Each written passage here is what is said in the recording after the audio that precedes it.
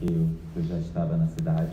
Eu queria usar meu tempo para rapidamente contextualizar um pouquinho onde nós estamos neste momento no caminho de justiça restaurativa internacionalmente e no Brasil.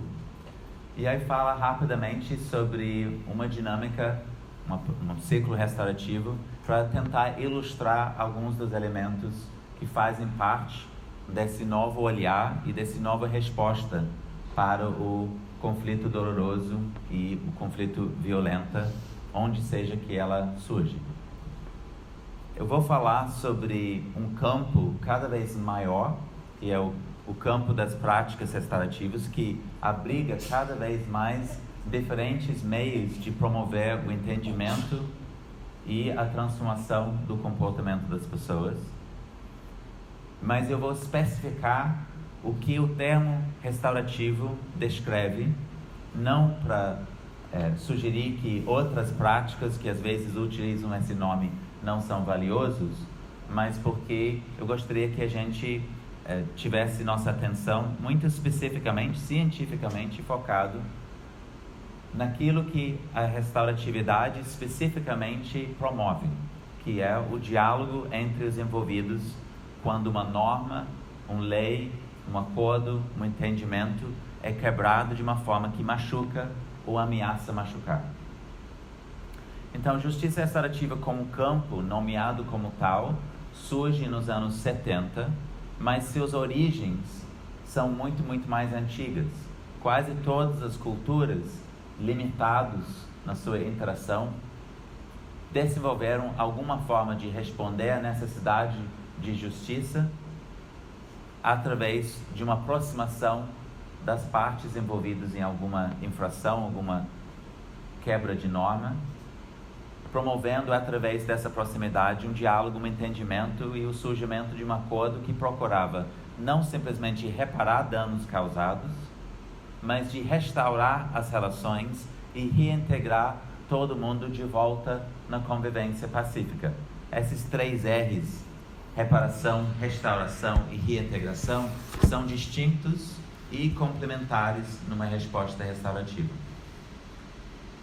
Mas foi nos anos 70 que várias diferentes vertentes questionando o sistema de justiça na sua vertente retributivo-punitivo começaram a se encontrar e usavam a palavra justiça restaurativa, nome justiça restaurativa, como ponto de encontro. Ainda na pesquisa, ainda na busca de novas situações. E aí, ao longo dos anos 80, foram sendo experimentadas várias diferentes práticas. E foi nos anos 90 que o trabalho internacionalmente recebeu um enorme apoio, porque no final dos anos 80, início dos anos 90, houve o primeiro governo que decidiu formalizar uma resposta restaurativa como sendo a prioridade de um certo aspecto do seu sistema de justiça. Isso aconteceu em Nova Zelândia, onde o Ministério da Justiça, para as infrações dos adolescentes, negociou com os povos indígenas o desenvolvimento de uma nova proposta que permitia que práticas indígenas influenciavam a maneira que o processo andava. A partir do sucesso dessa experiência, ao longo dos anos 90, vários outros governos foram experimentando com essas propostas. E aí, no final da década, início da década passada, o ONU chancelou pela primeira vez a justiça restaurativa, recomendando sua aplicação em todos os países membros. A comunidade europeia fez a mesma coisa. Então, dentro do 1001 coisas que um país precisa cumprir para fazer parte da comunidade europeia, justiça restaurativa começa a constar lá também. E aí é na década passada que a gente vê um boom ainda mais generalizado no desenvolvimento de práticas, dessa vez não restrito à área jurídica, mas entrando muito fortemente na área de educação, particularmente nas escolas para jovens, e espalhando pela sociedade civil em muitas áreas, completando como se fosse um ciclo de um trabalho que começou dentro da comunidade, se adentrou nos mecanismos de justiça formal, passou por várias outras instituições e começa a ser devolvido à comunidade mais uma vez. No Brasil, a gente acompanha esse processo a partir do desenvolvimento do primeiro prática restaurativo brasileiro, que começou a ser desenvolvido em agosto de 95, numa favela do Zona Sul do Rio de Janeiro. E durante 9 anos, essa prática foi se desenvolvendo e se espalhando entre comunidades marginalizadas, inicialmente no Rio e depois em outras cidades também. Até em 2003 ser apresentado pela primeira vez para alguns juízes e outros funcionários da justiça, que deu origem ao desenvolvimento dos projetos pilotos de justiça restaurativa pelo Ministério da Justiça, que se formalizaram durante 2004 e iniciaram seu trabalho em 2005. Foram 3 projetos pilotos: Porto Alegre, São Caetano do Sul, em São Paulo, e Brasília. E os primeiros 2 usavam os ciclos restaurativos. Eu estou usando esse termo para descrever uma prática específica, não estou usando no sentido genérico, como às vezes hoje em dia é utilizado para descrever todas as práticas. Ciclos restaurativos com C maiúsculo, R maiúsculo, é uma prática específica, a primeira talvez prática restaurativa brasileira. Essa foi utilizada em Porto Alegre e em São Paulo, e por fins de comparação, em Brasília foi usado mediação vítima-ofensor, uma prática que veio dos Estados Unidos e outros países, que foi um dos primeiros práticas restaurativas utilizados naqueles locais. E a partir dessa primeira experiência nos projetos pilotos, deu uma aval formal a essa possibilidade. E aí, a partir disso, cada vez mais estados estavam sendo inspirados a desenvolver as suas próprias práticas. Houve uma atividade acadêmica muito grande para acompanhar esse processo, muito estudo. Os primeiros livros e artigos começaram a ser traduzidos. E logo chegamos a um ponto em que justiça restaurativa é bem estabelecida no Brasil. Quase todos os estados têm algum tipo de iniciativa, e alguns está bem desenvolvido, e outros ainda mais frágil, mas ganhando corpo cada vez mais. Recebemos uma grande curiosidade do público, muitas perguntas, dúvidas, muito debate com diferentes setores, saudáveis críticas, debates sobre o alcance de justiça restaurativa, os cuidados específicos que precisam ser levados em conta quando você entra em áreas onde o equilíbrio de poder misturado com o exemplo de crime ou violência é muito complexo, como nos conflitos familiares, ou violência doméstica, ou questões de abuso sexual. E vamos cada vez mais ganhando maturidade na nossa maneira de desenvolver sistemas restaurativos, né? Os contextos procedimentais necessários para a prática existir, e no desenvolvimento de diferentes práticas. E com isso tem uma abertura muito grande para diferentes práticas restaurativas acontecendo ao redor do mundo, e muito troca. Hoje em dia, as principais práticas utilizadas no Brasil não são do modelo brasileiro, mas modelos que vieram da Nova Zelândia, da Austrália, de Canadá, dos Estados Unidos, enquanto o modelo brasileiro se faz presente em 46 países ao redor do mundo. Então você vê uma troca acontecendo em que cada um está aprendendo com a experiência dos outros. Eu estou correndo muito porque eu estou pensando no horário, espero que está fazendo sentido. Foi claro até agora, mais ou menos? Para dar uma panorama bem superficial, mas para te dar uma noção. Você vê que no Brasil, como na experiência internacional, a gente começa na periferia. As práticas tendem a surgir na periferia. Às vezes, a literatura internacional, influenciada muito pelos Estados Unidos, que tem esse impacto cultural muito maior do que os outros países, descreve a justiça restaurativa como vindo de comunidades indígenas. Isso é um reconhecimento muito saudável do fato que essas comunidades têm preservado, talvez melhores do que ninguém, as práticas de diálogo entre eles. Mas eu iria sugerir que a leitura é um pouco superficial. O que talvez seria mais preciso é dizer que práticas restaurativas surgem onde pessoas representantes mais perto do centro de poder de uma certa cultura, se encontram e, crucialmente, escutam e aprendem das culturas mais marginalizadas. Então, na Canadá, Nova Zelândia, parece que as práticas restaurativas são indígenas, porque naquelas situações foram juízes que foram até as aldeias para sentar com os anciões e aprender como eles fazerem as coisas e desenvolver práticas que mesclam esses conhecimentos. Mas no Rio de Janeiro, foi um estrangeiro indo para a favela para ouvir crianças já fazendo bico para o tráfico que deu origem à prática restaurativa brasileira. Como na África do Sul, foi pessoas de cidades grandes, centros urbanos, indo para as aldeias, onde você tinha uma representatividade maior das comunidades originárias africanas, que deram início às práticas restaurativas de lá, que apoiaram um dos grandes exemplos de justiça restaurativa que a gente tem tido até hoje, que foram os comissões de verdade e reconciliação, que ajudaram o país, a África do Sul, a fazer a transição de todos esses anos de repressão sistêmica de apartheid para uma sociedade em que todos tinham voz e vez e voto de forma igual. Então, justiça restaurativa representa um fascinante encontro entre diferentes vertentes dentro de uma sociedade. E para um país como o Brasil, eu como estrangeiro, que já passou metade da minha vida aqui, então nem sei se eu estou tão estrangeiro mais, né? Talvez o Brasil tenha uma vocação muito forte para um trabalho como esse, porque o Brasil já é essa enorme confluência de diferentes aspectos culturais, essa mistura étnica, essa mistura social e essa mistura de diferentes instâncias de poder, de várias marginalizações que se encontram para criar uma outra maneira de convivência.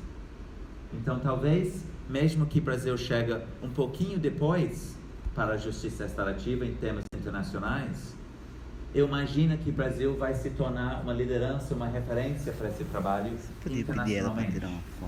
E quando as pessoas me cumprimentam para dizer isso, mas ficam sorrindo, achando que, bem, o gringo está exagerando para ficar bem no foco, eu só gostaria de dar um exemplo.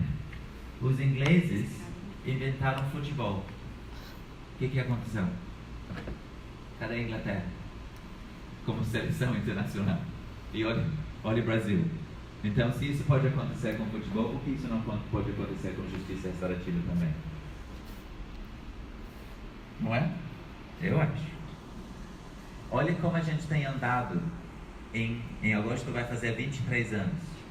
23 anos atrás, ninguém tinha ouvido falar. Uma pessoa se adentrou dentro de uma favela e começou a ouvir os meninos lá. 20 anos depois, que em termos de uma mudança no sistema de justiça formal, é a velocidade de luz, né? Porque a justiça necessariamente muda com a rapidez de uma placa tectônica. Porque como uma placa tectônica, ela é o fundamento, um dos fundamentos da sociedade. A gente troca de governo várias vezes dentro de uma década, mas o sistema de justiça precisa se tornar muito mais consistente e firme, ser muito mais cético às mudanças, porque o sistema político, o sistema econômico, vários aspectos da nossa convivência social depende da firmeza, da constância do sistema de justiça. Mas em 20 anos a gente vai de uma situação dos mais marginalizados até uma resolução do Conselho Nacional de Justiça sugerindo, recomendando o desenvolvimento de sistemas restaurativos em todos os tribunais do país. E tem uma linha direta entre essas conversas com os jovens do tráfico e a resolução 225 do CNJ. Eu queria ilustrar rapidamente o que acontece quando a gente aplica esse trabalho na prática. E por isso fazer uma distinção entre dois aspectos centrais da realização de justiça restaurativa. Primeiro, a construção de um sistema restaurativo e depois o desenvolvimento e utilização de uma prática restaurativa. É a prática que chama toda a nossa atenção. A prática é quando a gente junta os 3 participantes num conflito doloroso ou violento. Seja um que infringe uma lei, ou seja um que cria danos que talvez o código não identifica, não proíbe, mas que ameaçam o bem-estar social mesmo assim. Esses 3 grupos são o autor de um ato em questão, o receptor desse ato e a comunidade desse conflito. Note-se já que eu estou mudando o vocabulário normal. Eu não estou me referindo à vítima como uma pessoa ou um grupo, o ofensor como pessoa ou um grupo. Por quê? Porque justiça restaurativa é uma resposta a uma nova forma de olhar, como você disse na sua apresentação. Uma nova forma de olhar antecede uma nova resposta. Uma nova forma de olhar precisa de uma nova nomenclatura, senão a gente entra na dinâmica de sempre. Um jovem ainda preso dentro de uma unidade, num outro estado, falou para mim muitos anos atrás: eu estava fazendo justiça quando a polícia chegou e me interrompeu. Só o juiz acha que eu sou ofensor e o outro é a vítima. Se eles tivessem chegado 15 minutos antes, ele seria preso e eu seria livre. Mas não se preocupa, eu sei quem é quem. Quando sai daqui, eu vou fazer a justiça que foi interrompido pela polícia. Isso descreve muito bem para mim a complexidade da real situação de muitos conflitos. Ofensores múltiplos, vítimas múltiplas. Nosso atual sistema de um tribunal não dá conta dessa complexidade. Não é uma falha do promotor, não é uma falha do juiz, não é uma falha de ninguém envolvido. É estrutural. Justiça restaurativa consegue dar conta dessa complexidade, mas ela se limita a reproduzir a mesma lógica de uma outra forma de justiça, nomeando uma pessoa ou um grupo de vítima, outro de ofensor. Por causa disso, nosso vocabulário muda quando a gente aborda as coisas restaurativas. Então, a prática é o encontro entre esse autor, esse receptor e a comunidade. Isso, obviamente, chama atenção. Isso aqui interessa na gente. Você vai encontrar com todo mundo, vai ser promovido um diálogo entre eles, um espaço onde todos podem falar e, ainda mais importante, onde todos podem ouvir. A construção de um acordo, o acompanhamento desse acordo, a avaliação no pós-ciclo da eficácia desse acordo, isso chama atenção, como neste momento, o que está chamando nossa atenção é aquilo que a gente está conversando. O conforto da cadeira, o funcionamento do ar-condicionado, a luz que está ligada. Ninguém neste momento está pensando no arquiteto, no engenheiro que construiu essa sala. Mas se não tivesse um teto bom, a gente estaria se molhando agora, porque está chovendo. E isso iria atrapalhar a conversa que a gente está tendo. No mesmo sentido, alguém precisa cuidar do sistema restaurativo que faz a prática possível. Alguém precisa se tornar engenheiro e arquiteto do procedimento, para que as pessoas possam se encontrar para dialogar. Então, o sistema restaurativo recebe muito menos atenção, mas é tão importante quanto. Então, muito rapidamente, vou descrever um caso que eu espero que ilustre esses 2 exemplos. Um jovem está esperando com o colega. Ele tem 17 anos, o colega tem 18, 19. No ponto de ônibus, voltando depois de escola. Estão conversando. E aí, o que você vai fazer no fim de semana? Não posso fazer nada. Queria convidar a minha namorada para sair, mas sem dinheiro ela não sai. Pois é, eu também não tenho. Vida dura, né? Aí eles vejam alguém estacionando o carro. E eles sabem, como muitas pessoas já têm notado, que quando você estaciona o carro dentro de uma vaga mais apertado, o raio de atenção que você usa diminui muito.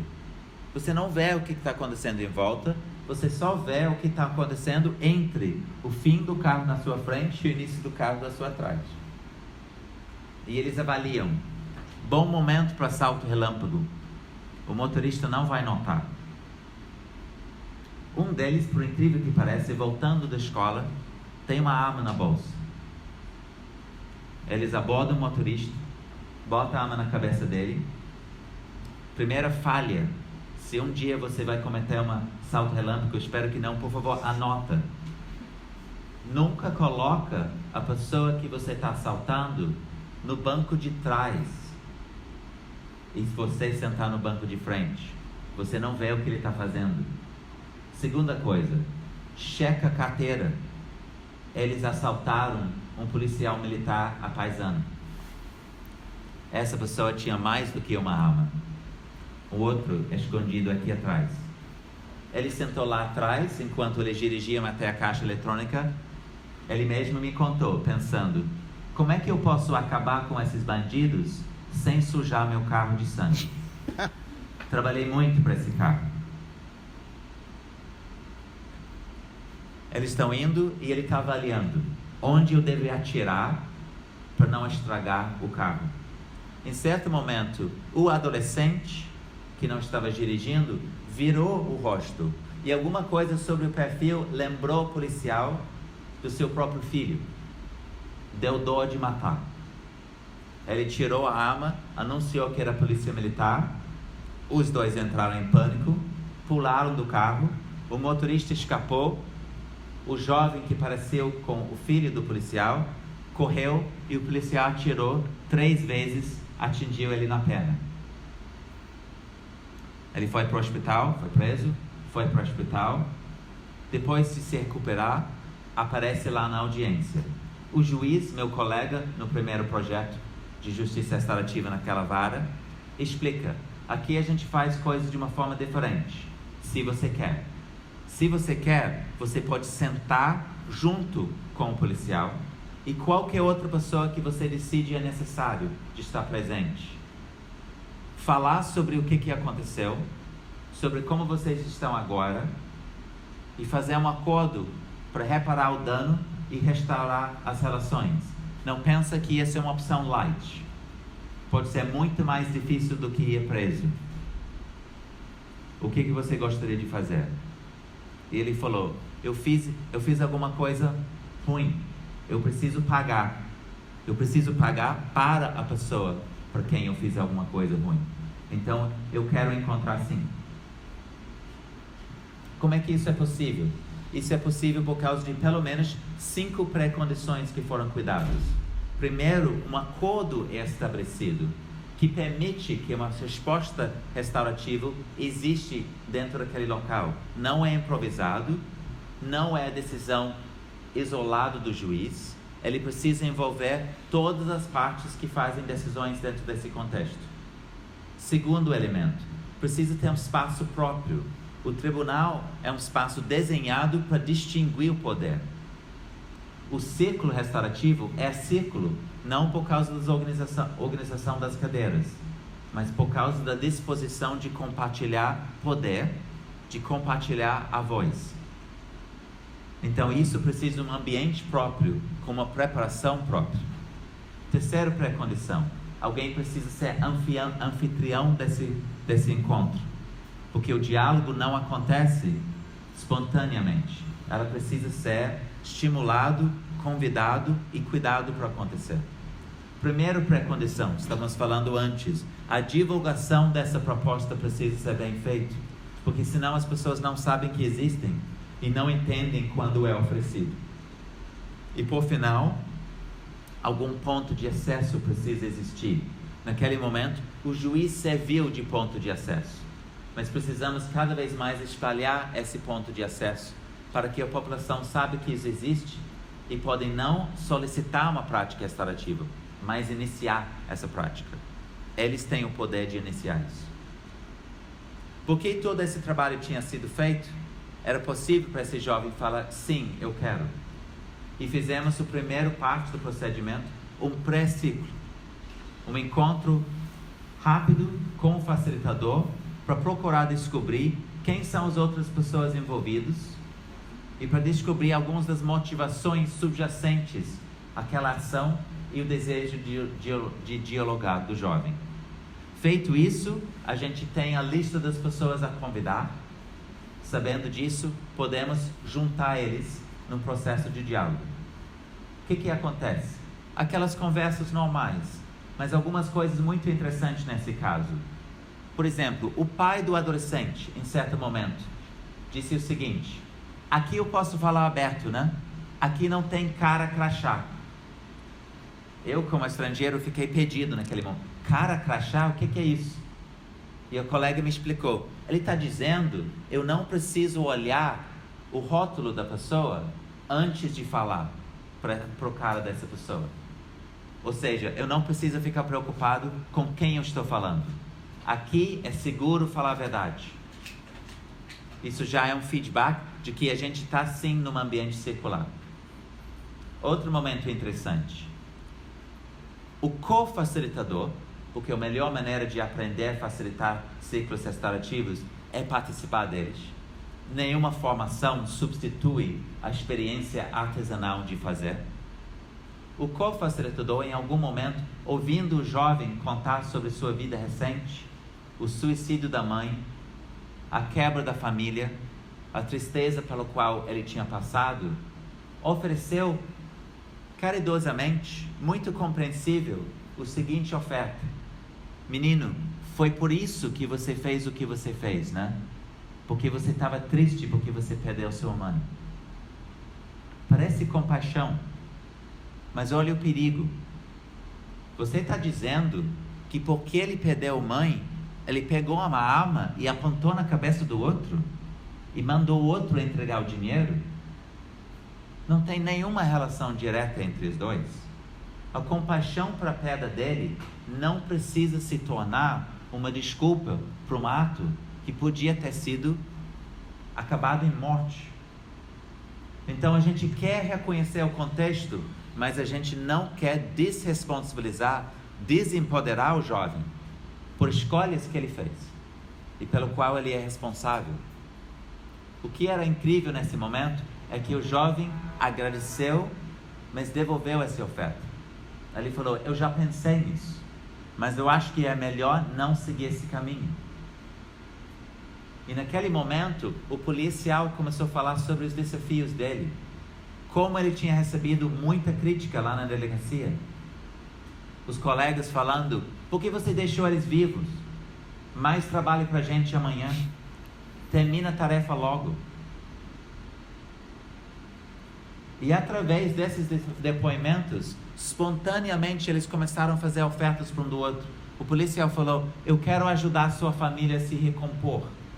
O jovem falou: eu quero ir lá na delegacia e mostrar que eu virei minha vida, que eu sou diferente agora. O acordo envolveu toda uma reestruturação da vida deles. Isso é o poder de um encontro. 1 hora, 90 minutos. Nada muito complexo, mas com especificidades muito, muito cuidadosas, que precisam ser cuidados. Eu espero que isso ilustra, mesmo de forma rápida, tanto o contexto, quanto a necessidade de um contexto sistêmico próprio para isso existir, quanto o poder do atual proposta de diálogo que o ciclo restaurativo oferece. E me coloco à disposição de mais perguntas e dúvidas. Meus dados de contato você tem, vocês podem compartilhar mais tarde e eu deixo com vocês. Muito, muito obrigado.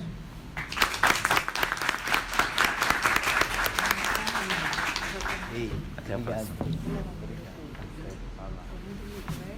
Maravilha, até a próxima. Obrigado.